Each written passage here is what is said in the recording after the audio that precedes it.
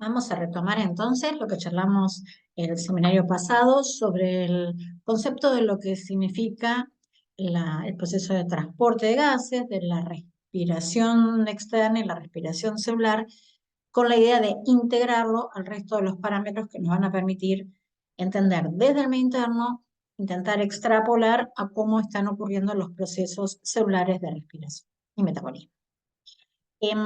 Me ayudo entonces en esta presentación y empiezo a ver la posibilidad de recordar lo que habían visto ya en bioquímica, en fisio, cálculo, en nuestras materias previas, de lo que implica la oxigenación o la oxidación de los nutrientes. A ver, ya charlamos también que si comemos, por ejemplo, derivados de glúcidos, estos glúcidos se oxidan siempre y cuando exista oxígeno en cantidad y calidad, lo cual me va a permitir, en primer término, de la oxidación completa, los átomos de carbono formarán dióxido de carbono, el cual se elimina, se exhala, pero lo que es importante es que todo este proceso me permite obtener energía, obtener ATP. Ahí venimos bien. ¿Solo los glúcidos? No, obviamente que no. Si comemos derivados lipídicos que contengan ácidos grasos, triglicéridos por ejemplo, entonces hay un proceso de oxidación de esos ácidos grasos, lo recordarán y lo vamos a volver a insistir acá, donde el ácido graso se oxida vía una vía metabólica que se llama la beta-oxidación, por lo cual toda la molécula del ácido graso se va rindiendo moléculas de acetil-CoA, las cuales continúan su oxidación completa a dióxido de carbono. Esto me ayuda a recordar que cada molécula de acetil-CoA tiene dos átomos de carbono y entonces si el proceso de oxidación es completo, se formarían dos moléculas de dióxido de carbono. ¿Por qué les repaso esto?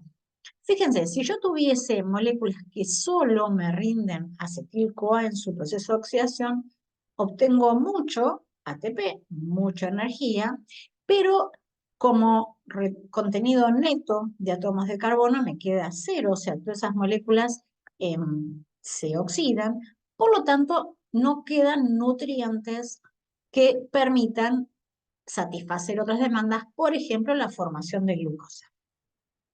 En cambio, si como proteínas, o si se degradan nuestras propias proteínas, esas proteínas, la unidad mínima es el aminoácido, el catabolismo de los aminoácidos, recordarán también de bioquímica, hay distintas vías dependiendo cuál es el aminoácido que se esté oxidando, pero lo que es importante recordar es que algunos de esos esqueletos carbonados terminan rindiendo como producto final acetil-CoA, pero hay otros que pueden rendir otros intermediarios. Por ejemplo, fácil de pensar, la alanina tiene 3 átomos de carbono.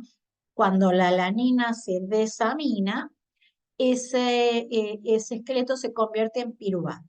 Y entonces el mensaje, el contenido que me importa ir refrescando, es que ese piruvato sí puede ser gluconeogénico. O sea que la ventaja metabólica que tendrá la oxidación de aminoácidos respecto a, en particular, la de ácidos grasos, es que de esos aminoácidos vamos a poder mantener la glucemia. Eso lo charlaremos, lo incorporaremos la próxima clase. Pero por el momento vamos recordando todo eso. Eso funciona maravilloso, pero por supuesto puede fracasar. Y algunas de las instancias por las cuales podría fracasar es que, por ejemplo, si la oxidación no es completa. ¿Por qué puede ser que esa oxidación fracase? Bueno, porque esa cantidad de oxígeno no pueda llegar, porque hay poco oxígeno atmosférico, hay mala dinámica respiratoria, hay una hemoglobina que no es eficiente en el transporte. Un poquito lo hemos charlado en la clase que viene y lo repasaremos también en los próximos discusiones de casos. Pero bueno, el mensaje que quería empezar a repasar ahora es que si esa oxidación no es completa, eso hace por un lado que el piruvato no pueda oxidarse completamente y lo que resulta obviamente eh, complicado para las células que se queda en mayor o menor medida sin ATP. Pero además, como complicación, que es lo que me interesa también resaltar ahora, como para ir sumando todas las alteraciones que podemos llegar a entender desde esta muestra de sangre, es que ese piruvato, que no puede seguir siendo oxidado, se reduce a su producto mediante la lactato deshidrogenasa, que es el ácido láctico. Entonces, este ácido se acumula y por lo tanto va a implicar la aparición de un protón, de un ácido que no debería estar en esas cantidades, que va a generar un tipo de acidosis. Esa sería una de las cosas que vamos a ir incorporando, digamos, de las consecuencias que vamos a ir charlando ahora a continuación. Y además, el otro tipo de complicación que podría haber es si ese dióxido de carbono que se empieza a formar no puede ser eliminado por algún tipo también de problema, ya sea del parénquima o ya sea funcional. Si ese dióxido no se acumula, veremos ya enseguidita que me va a implicar la aparición también de un ácido, de otro tipo de ácido, un ácido llamado volátil, ya lo charlamos, en el cual también entonces la acumulación de dióxido de carbono me genera otro tipo de acidez. Un poco ahí vamos como un ejemplo general de cómo es la interpretación que debe hacerse conjunta de todos los parámetros del medio interno. Entonces, para charlar un poco todo esto, es más que gráfica y más que útil la ecuación de Henderson-Hasselbalch, que también la conocen y que significa, o que grafica, que este dióxido de carbono que se puede ir produciendo se hidrata a ácido carbónico y ese ácido carbónico se disocia en bicarbonato y protón. Esta ecuación es una ecuación altamente reversible y dentro de los eritrocitos y en otras, las células de los túbulos renales, es a su vez catalizada por una enzima que se llama anhidrasa carbónica, lo vemos ya enseguida. Pero bueno, también me interesa ir sacando algunos conceptos. Fíjense, si tenemos una acumulación de dióxido, obviamente esta ecuación se vuelca hacia la derecha y eso me va a producir entonces, de manera reversible nuevamente, una aparición de un ácido. Entonces ahora sí, calculo y espero que me puedan creer o puedan recordar, esto también lo saben, que la acumulación de dióxido de carbono me va a llevar a una acidosis que se llama acidosis respiratoria, simplemente por esto, porque es un gas no eliminado en este caso por vía respiratoria. Este sería uno de los conceptos que podemos charlar ahí.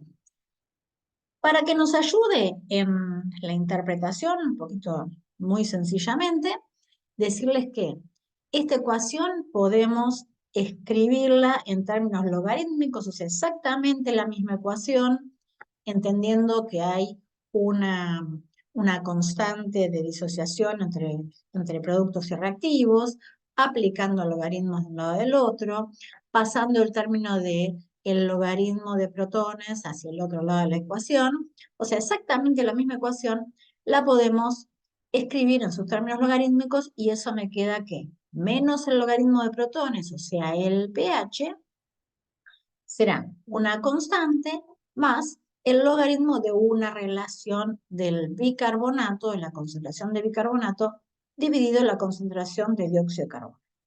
Entonces, si no saben nada de nada, ni de bioquímica, ni de fisiología, ni de nada, por lo menos es sencillo entender la relación que puede haber entre el pH, el bicarbonato y el dióxido de carbono, que es básicamente a donde apuntamos un poco nuevamente en coordenar estos elementos del medio interno. A ver, entonces es obvio, si aumenta el bicarbonato, eso hace que el pH aumenta, y en cambio, si aumenta el dióxido de carbono, eso hace que el pH disminuya. ¿Está bien? Ahí vamos a intentar entender todo esto.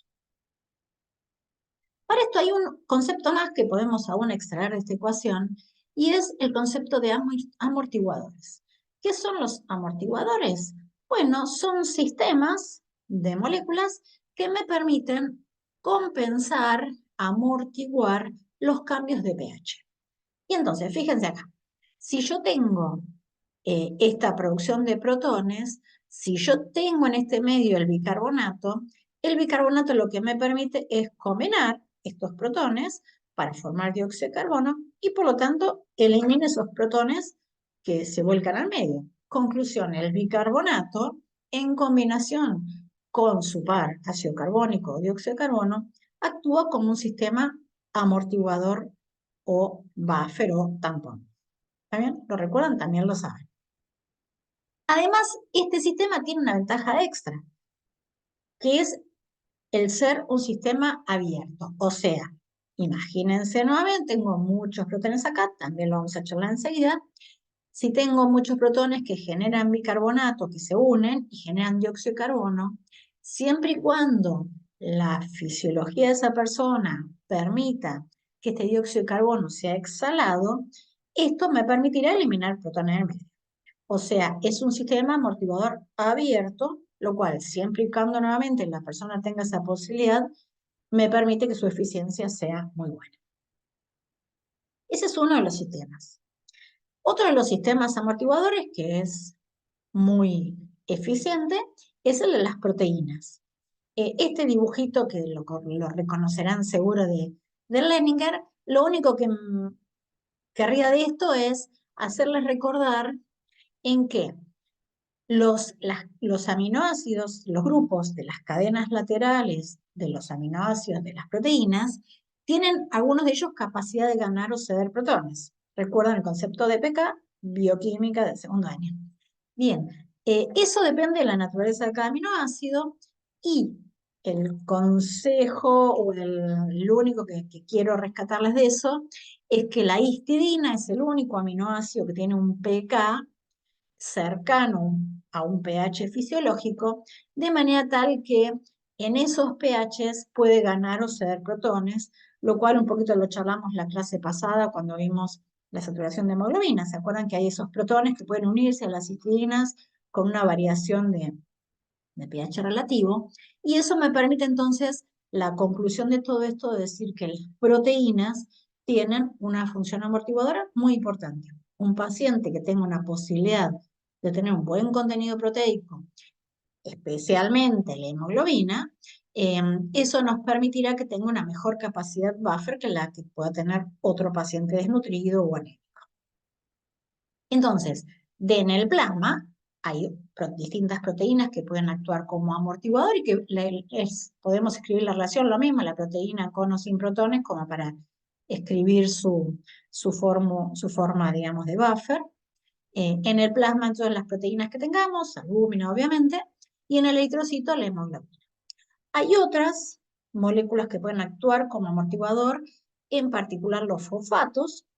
Los fosfatos tenemos distintas posibilidades. ¿Se acuerdan del fosfato? Que puede ser fosfato con 3 sodios, fosfatos con 2 sodios y un protón, que sería esta molécula, fosfatos sodio, potasio, obviamente, fosfatos con 2 protones y otro catión.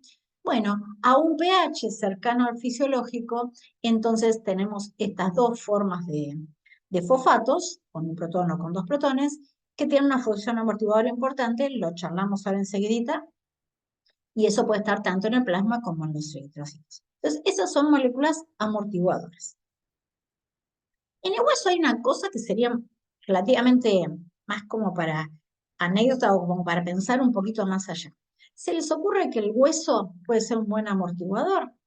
Bueno, el hueso obviamente es un soporte con muchas sales que tiene su estructura, pero si hubiese, por ejemplo, un aporte ácido, por distintas razones, de todas las que charlaremos a continuación, esos ácidos pueden combinarse, pueden remover iones, por ejemplo, puede ir formando, extraer sales de bicarbonato, y eso haría entonces que el hueso a largo plazo, de una manera crónica, participe también como un sistema buffer.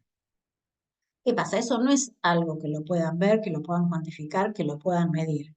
Entonces, si el mensaje es que si tuviesen pacientes con una acidosis crónica, que por ahí no están evaluando o no están regulando muy cercanamente, puede ser que a lo largo de esas complicaciones, puede ser un paciente renal, por ejemplo, que no esté compensado, que esté descuidado, eso puede ser a la larga incluir problemas extra, que no es lo que van a medir en una muestra que estén sacando en una sala de emergencia, pero que todo hace a entender la complejidad que tiene el análisis de todos estos procesos metabólicos comunes. Entonces, esto también ya lo charlamos en la clase pasada. El mensaje es que sí o sí, un equipo de medio interno les va a medir, va a tener electrodos que les midan la PO2, la PCO2 y el pH. El resto de las moléculas pueden o calcularse, perdón, los parámetros pueden o calcularse, o algunas veces los equipos que son más modernos tienen, como habíamos charlado también en la clase pasada, posibilidades de determinar, algunos determinan, por ejemplo, otras moléculas como puede ser calcio, otros tipos de hemoglobina, y eso entonces siempre que tuviesen alguna duda en que no les coincide la clínica del paciente que está analizando, siempre es importante que hablen con el bioquímico para saber cuál es la determinación bien fina que están calculando dependiendo cada equipo. Entonces, para empezar a analizar estos parámetros conjuntamente, les vuelvo a colocar acá la ecuación esta que venimos charlando, la relación entre el pH, el bicarbonato y el dióxido de carbono. En una muestra de sangre normal deberíamos tener un pH cercano a 740, un bicarbonato cercano a 24 equivalentes por litro y una concentración de dióxido de carbono cercana, una PCO2 cercana a 40 milímetros de mercurio, que eso multiplicado por su factor les da en concentración. Entonces, si yo veo la relación entre estos tres términos, lo puedo hacer en este tipo de gráficas, en las cuales tengo en el eje de las Y, tengo el bicarbonato, en el eje de las X, tengo el pH, y podría tener esta curva azul en la cual esté uniendo todos los puntos que tengan la misma PCO2 de 40 en este caso. Esa se llama la isobara de dióxido de carbono. Entonces, nuevamente el punto normal sería este punto que está acá, que sería una PCO2 de 40, un pH 740, un bicarbonato de 24. Para ir juntando entonces también los conceptos. Una alteración aguda sería una alteración en la cual cambia el pH por el proceso primario. Si es de tipo respiratoria, será una alteración por la cual se acumule de forma aguda dióxido de carbono. ¿Qué pasa si ese paciente se cura? Curar significa eliminar el proceso primario. Imagínense un paciente que acaba de salir de una anestesia mal controlada, en el cual por el efecto de la anestesia su dinámica respiratoria está enlentecida. Entonces, de esa PCO2 original, al no tener una buena dinámica respiratoria, la PCO2 se acumula momentáneamente, lo cual le produciría una acidosis respiratoria, pero si ese paciente eh, se elimina enseguida el efecto de la anestesia, se cura, o sea, no tiene una causa primaria que le produzca enfermedad a más largo plazo. Entonces, significa que el valor se desapareció, se corrigió la situación primaria. Ahora, hay pacientes, en cambio, donde tienen, por una patología crónica, tienen, por ejemplo, alterado su parénquima pulmonar, por lo cual no tienen la posibilidad de curarse, de volver ese valor de dióxido de carbono a su valor normal por la misma patología instaurada, pero no podría vivir históricamente con un pH muy bajo porque eso va inhibiendo sus procesos enzimáticos. Entonces, el organismo lo que intenta es hacer una compensación. O sea, la compensación les va a significar que persiste la alteración primaria, pero el pH se va corrigiendo por modificación de otro mecanismo. A eso es lo que vamos a intentar entonces entender de lo que es el análisis de estas muestras. Volvamos entonces a este ejemplo que charlamos recién, lo que es la insuficiencia ventilatoria, la acidosis respiratoria. Teníamos nuevamente, esta es la ecuación normal de partida que conecta a la isobara de 40 milímetros de mercurio, y la situación aguda sería una acumulación repentina de dióxido de carbono.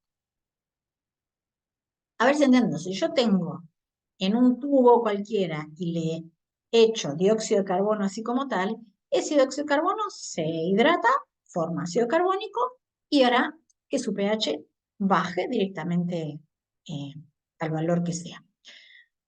Ahora, si yo tengo este paciente que tiene esta posibilidad de tener que ese dióxido de carbono se combine para bicarbonato, la propia acumulación de dióxido de carbono hará que pueda subir ligeramente el bicarbonato en esa muestra, por la misma causa primaria, por la misma acumulación de bicarbonato. ¿Cuánto? Bueno, a su vez, eso depende también de la posibilidad amortiguadora que tenga esa persona. O sea, si a medida que esos protones que se van produciendo van siendo amortiguados por las proteínas o por otros sistemas, entonces, en vez que el pH baje drásticamente, lo que significaría el cálculo que uno puede hacer de bajar una PC2 de 40, por ejemplo, a una PC2 de 80, habrá una cierta inclinación de esos valores de manera tal que la misma variación de CO2 implique un menor cambio de pH a medida que este ángulo de este efecto amortiguador suba. ¿Se entiende un poquito? Insisto, cuando veamos la discusión de los casos clínicos, estos se discuten en pacientes, espero que les vaya quedando más claro. Pero bueno, lo que querría entonces comentar de esto es que la acidosis respiratoria se visualiza por un descenso de pH dado por un aumento de dióxido de carbono. Eso es bien la firma de una acidosis respiratoria. El bicarbonato, por lo que dijimos recién, puede estar o ligeramente aumentado o normal. Esta es la situación entonces, la acidosis respiratoria aguda. Nuevamente, si el paciente se cura, el dióxido de carbono vuelve a su valor normal y el pH a su valor normal. Ahora, ¿qué pasa nuevamente en esos pacientes que no pueden curarse? Entonces, si volvemos a la curva inicial, significa que de una PC2 de 40 pasamos a una PC2 de 80, el pH bajó como consecuencia de esto. Entonces, la acumulación, perdón, la compensación, ¿qué significa? Bueno, significa lo mismo que si lo vemos acá. Si yo no tengo forma de bajar este dióxido de carbono, entonces la única que queda para compensar es la de recaptar bicarbonato. Si vuelvo a esta curva es ir hacia zonas, hacia la derecha, hacia zonas de mayor pH, manteniendo la PCO2 original, pero aumentando el contenido de bicarbonato. ¿Se entiende? Entonces, ahora esta nueva situación sería la de la acidosis respiratoria, que sigue estando, porque es la causa primaria, pero compensada nuevamente por la recaptación de bicarbonato. Vamos dando ejemplos a ver si se va entendiendo. Igualmente, con la misma lógica pueden pensar la alcalosis respiratoria. Imagínense una persona con un ataque de ansiedad, donde está hiperventilando, aumentó su frecuencia respiratoria, o una persona muy anémica, en la cual la disminución de la hemoglobina hace que como estímulo aumente la frecuencia respiratoria para que ese poco transportador que tenga mayor eficiencia para transportar el oxígeno. Y entonces eso hace que la PCO2, en ese caso, disminuye por la hiperventilación. Entonces, en este caso sería, en vez de irme a una PCO2 de 40, ir a una PCO2 de 20, por lo cual ocurre una alcalosis respiratoria. Y entonces, ¿cuál es la compensación si ese proceso fuese crónico? Bueno, la compensación ahora es al revés, es si el pH aumentó, la compensación sería llevar el pH a su valor normal, o sea, intentar bajarlo, ¿cómo? Bueno, mediante la eliminación de bicarbonato. ¿Está bien? Insisto, nuevamente lo vamos viendo luego con los ejemplos. Entonces, eso puesto en números aproximados de lo que podría ser, imagínense que tienen un paciente con una PCO2 de 80 milímetros de mercurio. Obviamente, si hay una acumulación de dióxido de carbono, es esperable que también haya una deficiencia en la incorporación del oxígeno. También lo han visto en la clase pasada. Entonces, seguramente tenga una hipoxemia asociada a esa hipercapnia y como complicación de esta, o como efecto de esta hipercapnia, tendrán un descenso de pH. El bicarbonato puede estar normal o relativamente aumentado, y esta sería la situación aguda.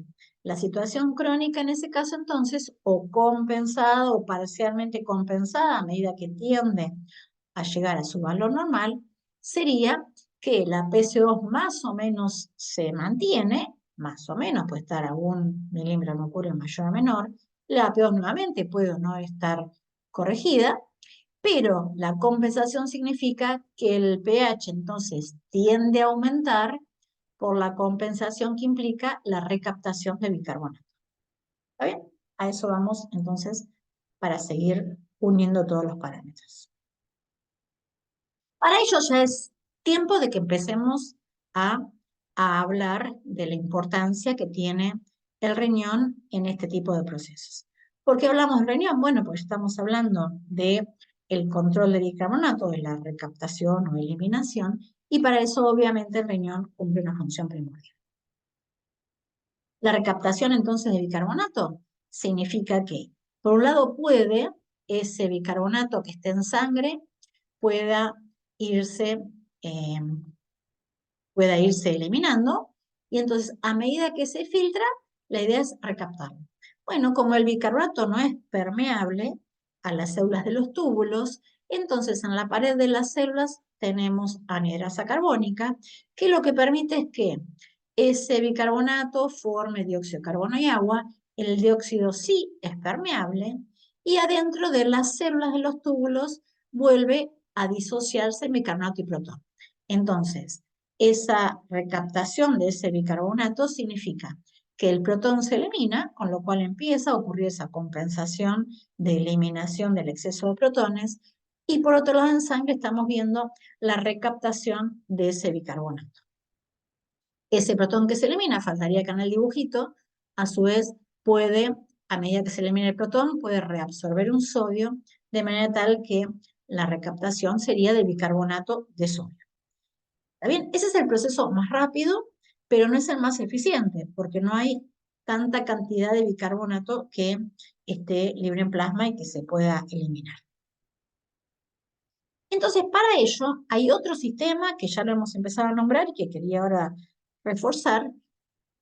Hay otros sistemas que también se usa a nivel renal para permitir la liberación de esos protones a medida que se recapta bicarbonato. Y ese es el sistema, por ejemplo, el de los fosfatos que acabamos de nombrar hace un ratito.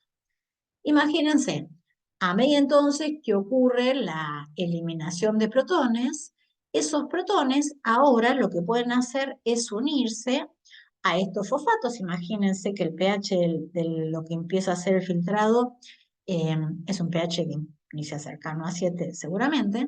Entonces, a ese nivel, los protones pueden unirse a los fosfatos monoácidos y formar fosfato diácido. O sea, el protón unido al fosfato monoácido forma fosfato diácido, de manera tal que la relación entre estos fosfatos va variando a medida que aumenta la compensación.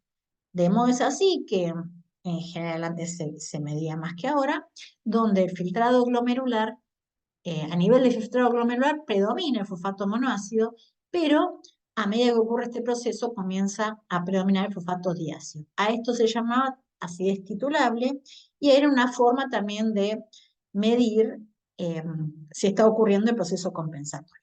Eso por un lado es el concepto de esto.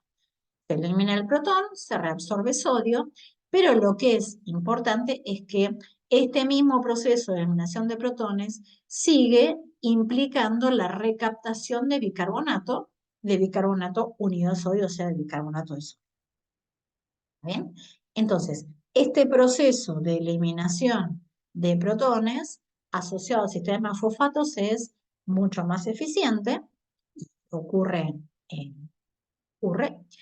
pero a su vez también puede limitarse, y para ello hay un tercer sistema que es también que ocurre en los procesos más crónicos, y es que esos protones, en vez de eliminarse con estas formas que acabamos de decir, pueden unirse a los grupos aminos que se están liberando a expensas que se metabolizan los aminoácidos, lo vamos a charlar en la clase que viene.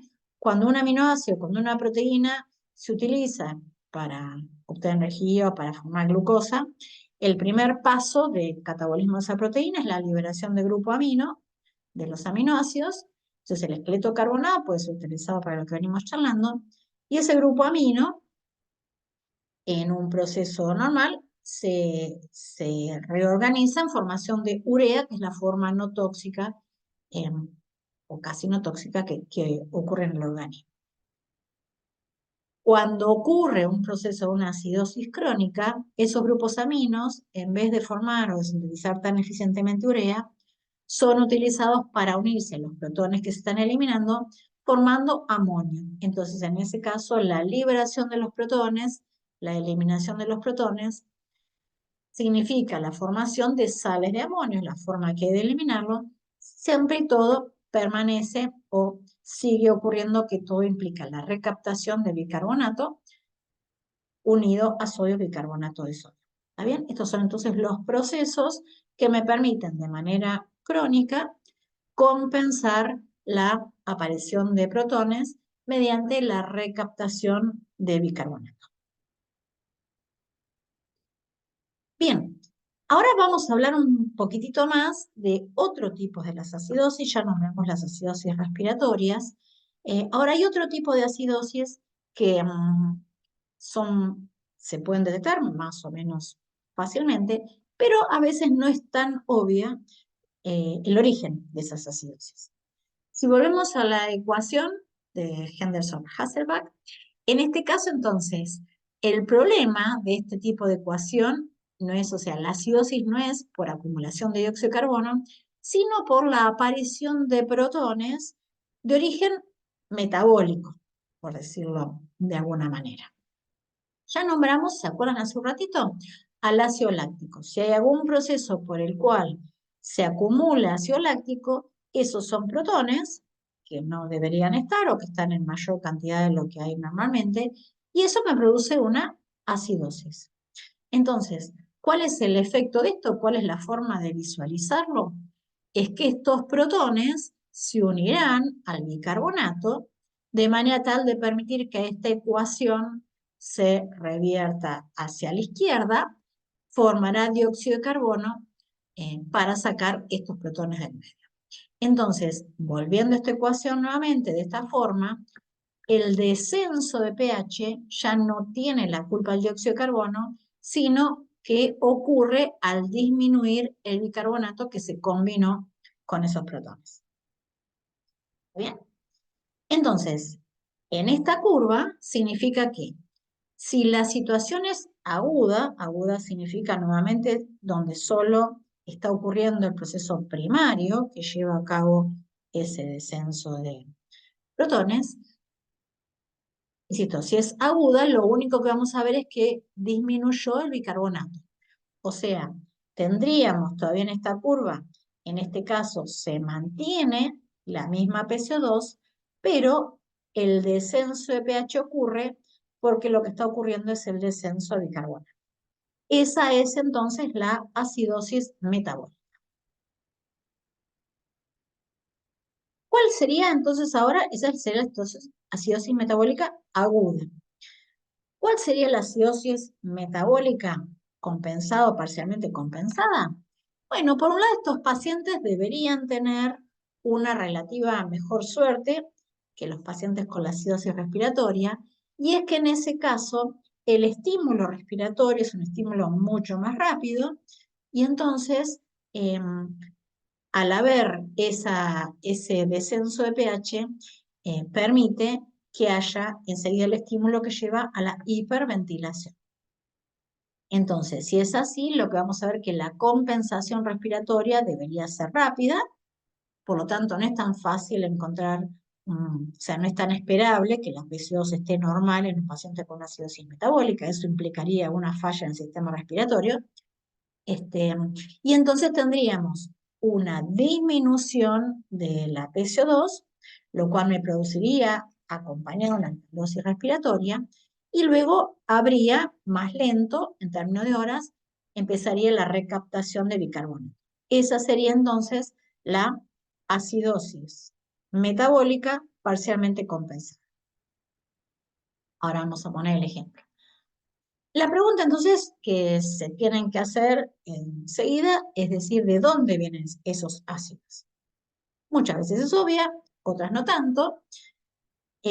Por ejemplo, ¿qué son los ácidos fijos? Bueno, de los nutrientes del metabolismo, eh, en general se producen metabolitos ácidos. El metabolismo de los aminoácidos, por ejemplo, puede dar cetoácidos o acetato, acetil-CoA, pero a su vez los que tienen azufre dan una ligera cantidad de ácido sulfúrico, con lo cual en general el catabolismo de las proteínas produce un cierto metabolismo ácido que por supuesto para un paciente normal no tiene problema porque lo compensa sin problema. Ahora un paciente, por ejemplo, renal, que tiene un problema en la recaptación de bicarbonato, quizá a veces le recomiendan no comer contenido proteico muy elevado, simplemente, entre otras cosas, por esto. Puede haber también ácidos o productos tóxicos exógenos. Por ejemplo, el metanol, el etilenglicol. Estos pueden ser contaminantes que acompañen, por ejemplo, el metanol puede haber pequeñas cantidades en vinos, pero en vinos que son de mala calidad o vinos adulterados. Hubo ejemplo en La Plata donde ocurrió incluso procesos bastante masivos de intoxicación con vinos hace varios años. El etilenglicol puede ser parte de contaminantes de refrigerantes o de algunos de los líquidos que se le agregan a los autos o líquidos de limpieza. Y el problema es que ellos en sí no son ácidos, ellos son alcoholes, pero el producto de detoxificación que lleva a cabo las células es mediante el alcohol deshidrogenasa, la misma con la cual detoxificamos el alcohol, la cerveza, el whisky, el vino, etc. Y la macana de eso es que los que son tóxicos son sus productos que son o el ácido fórmico, el ácido metanoico, o el producto de ácido, el etilenglicol. Y con esto entonces el tratamiento, si lo han escuchado una vez o si lo ven en toxicología o donde sea, la forma de evitar que formen estos productos ácidos que producen insuficiencia renal, ceguera, etcétera, muchas cosas medio complicadas. Entonces se le aporta al paciente etanol para que el alcohol deshidrogenasa, por ese proceso competitivo que han visto en bioquímica, se entretenga detoxificando al etanol y dé tiempo a que el metanol y el etilenglicol se eliminen sin ser oxidados. Pero bueno, en caso que así no ocurre, se acumulan metabolitos ácidos, que sería un tipo de acidosis metabólica. Este otro es, a mi gusto, muy importante que lo puedan reconocer y es los ácidos derivados de los ácidos grasos. Acá nuevamente volvemos a charlar de esto y ya les pongo un poco la figurita del Lenin para recordar. La oxidación de los ácidos grasos nuevamente ocurre vía a este proceso oxidativo que se llama beta-oxidación, en el cual toda la cadena del ácido graso se va eliminando de a 2 átomos de carbono, lo cual esto es el acetato, que con la coenzima A forma el acetil-CoA, de modo tal que la obtención de energía a expensas de los ácidos grasos es muy eficiente porque da muchas moléculas de acetil-CoA. Ese acetil-CoA en un proceso metabólico normal va al ciclo de Krebs, se oxida sin ningún problema, rinde mucha energía, como ya hemos charlado. ¿Qué pasa? En general los ácidos grasos que también están en los triglicéridos o en los fosfolípidos, etcétera, en otras moléculas orgánicas, en general son de cadena par, o sea, todo el esqueleto carbonado termina oxidándose a acetil-CoA. ¿Qué pasa con eso? Bueno, pasa que ese acetil-CoA entonces no puede sufrir, por ejemplo, gluconeogénesis, como hemos venido ya charlando, y entonces, en un paciente diabético insulino dependiente o tipo 1, ese acetil-CoA a su vez comienza a acumularse. ¿Por qué comienza a acumularse? Bueno, porque si la glucosa a su vez, por los procesos que charlaremos la clase que viene, no puede ingresar al músculo o al tejido adiposo para satisfacer las demandas energéticas, entonces habrá una degradación de ácidos grasos masiva. Hay mucho aporte de acetil-CoA, más del que alcance a ser oxidado completamente en el ciclo de Krebs, más aún cuando los intermediarios del ciclo también están derivados hacia el metabolismo gluconeogénico, de manera tal que se acumulan en un proceso de diabetes descompensada, entre otras cosas, se acumula el acetil-CoA. Y el acetil-CoA lo que hace es siempre, obviamente lo hace también en los procesos metabólicos, pero en esos no alcanza un nivel muy elevado. Pero en el caso entonces de ese paciente insulino dependiente, entonces el acetil-CoA junto con otro acetil-CoA forma cetoacetil-CoA y eso da origen al acetoacetato, al beta-hidroxibutirato, que son cetoácidos, son ácidos y que entonces en ese caso que venimos charlando, ahí sí se acumulan y producen a esto que llamamos la cetoacidosis. Muy representativa entonces nuevamente del paciente insulino dependiente, como el desbalance, por supuesto, en una etapa, eh, en una situación desbalanceada. Nosotros tenemos en los laboratorios, hay mm, reactivos que permiten identificar en las tiras de orina, seguramente veamos algún práctico también de eso. Tenemos forma de distinguir la presencia de este cuerpo cetónico, partícula de cetocetato, ya sea en orina o en sangre, que sería el comprobante de que esa acidosis metabólica sea dada por la presencia de cuerpos cetónicos. Charlaremos de esos, por supuesto, en la discusión de los casos clínicos. Otra entonces de las acidosis metabólicas que es muy importante que puedan distinguir, lo hemos ya mencionado, es la acumulación de ácido láctico nuevamente cuando de alguna forma el metabolismo aeróbico es deficiente.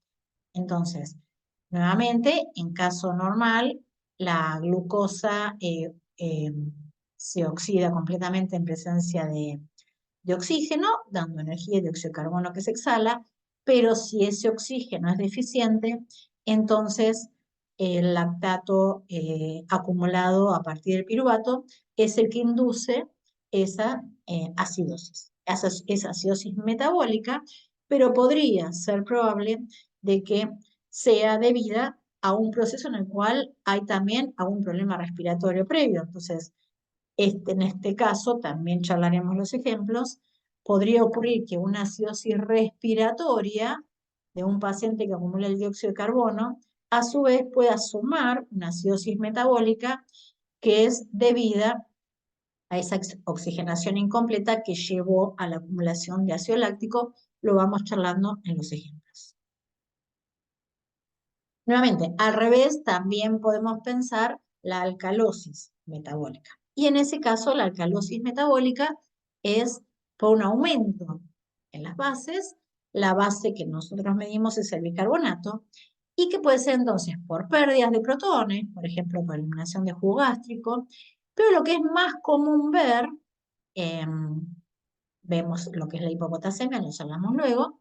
Lo que es más probable ver es que puede pasar asociado al mismo problema que está analizando antes o por una complicación aparte, y es que un proceso de deshidratación, por ejemplo, hace que las mismas sales, los mismos metabolitos que hay presentes en un compartimento, si disminuye el contenido acuoso, se concentran. Entonces, el bicarbonato que estaba en un volumen total está más concentrado y eso hace que el pH aumente.